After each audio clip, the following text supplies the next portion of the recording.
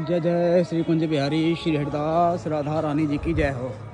मेरी जुगल जोड़ी सरकार श्री राधा रानी जी की कृपा से आज हम श्यामा जी की कृपा से राधा कुंड यहाँ पर स्नान मन से और आप दर्शन कर रहे हो। संगम क्यों कहा जाता है, ये इधर है हमारी श्यामा जी की कृपा से राधा कुंड, जो असीम कृपा बरसाने वाली हमारी श्री राधा रानी जी।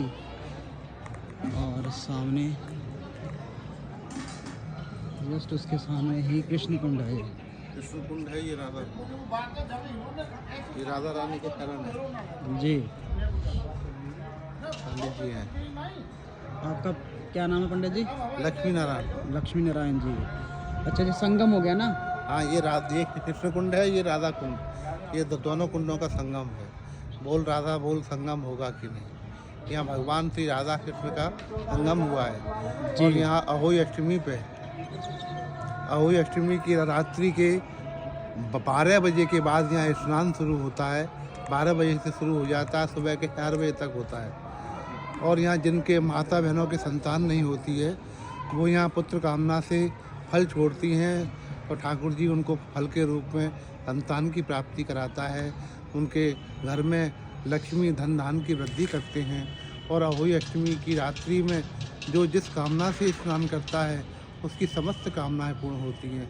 उसको भगवान की अटूट भक्ति मिलती है और भगवान के श्री धाम की प्राप्ति होती है। ये राधा रानी और श्याम सुंदर की द्वापर की लीला है।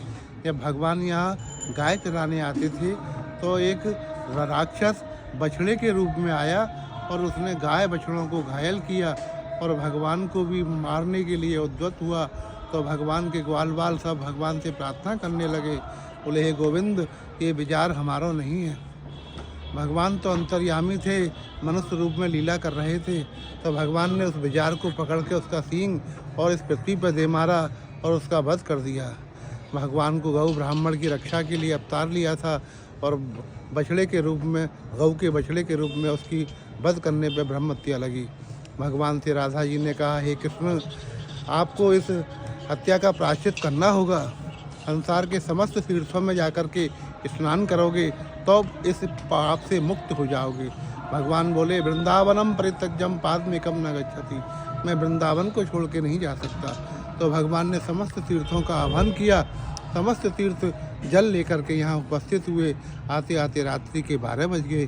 भगवान का अभिषेक किया और राधा रानी का कृष्ण का अभिषेक हुआ। भगवान ने बंसी से कुंड बनाया। फिर राधा जी से कहा कि आप तो एक प्राण दो दे हैं, जो पाप कृष्ण को लगा है उसका आभार आपको भी करना पड़ेगा।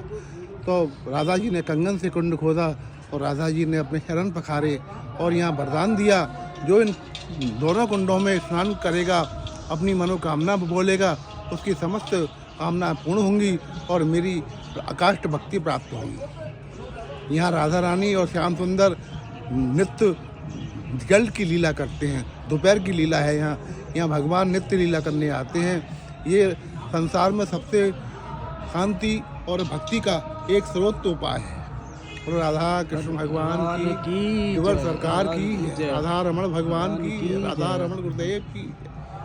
तो आपने जैसा कि आचार्य जी से सन्मुख आपको उन्होंने बता ही दिया है, सभी जानकारी उपलब्ध करा दी है। तो आप आइए यहाँ पर आचार्य जी से मिलिए और बाकी आपको जानकारी वीडियो के माध्यम से मिल जाएगी। तो आइए आप परिक्रमा करते हुए पहले आप परिक्रमा कर लो, बुला लो।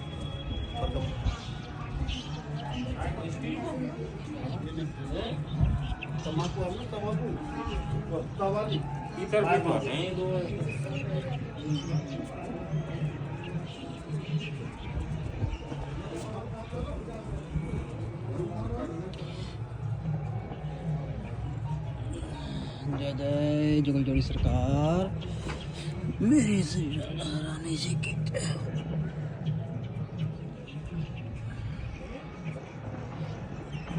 ये है कृष्ण कुंड और ये है राधा कुंड।